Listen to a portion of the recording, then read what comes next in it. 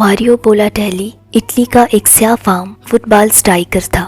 اپنے وقت کا یہ لیجنڈ جس وقت انگلینڈ میں مانچسٹر کے لیے کھیل رہا تھا تو ایک دن دوران پریکٹس فٹ بال گراؤنڈ کنارے کھڑے ایک بچے نے اس سے آٹوگراف مانگا۔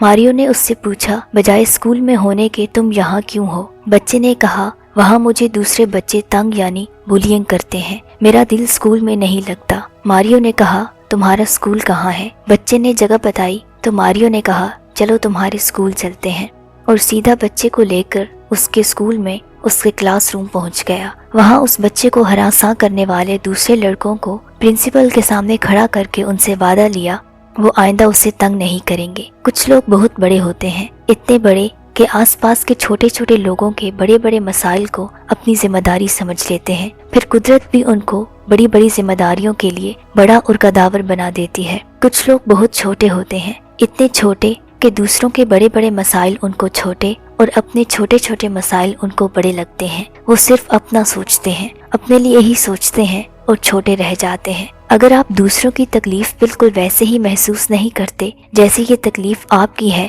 تو قدرت اکثر آپ کو بھی اسی تکلیف سے گزارتی ہے تاکہ آپ اس تکلیف سے آشنا ہو جائیں۔ لیکن اگر پھر بھی دوسروں کے درد کو نہ سمجھنا چاہیں تو آپ بہت چھوٹے ہوتے ہیں، چھوٹے رہ جاتے ہیں۔ لیکن اگر آپ دوسروں کے دکھ تکلیف اور درد پر بے چین ہو جاتے ہیں تو مبارک ہو، آپ بڑے انسان ہیں۔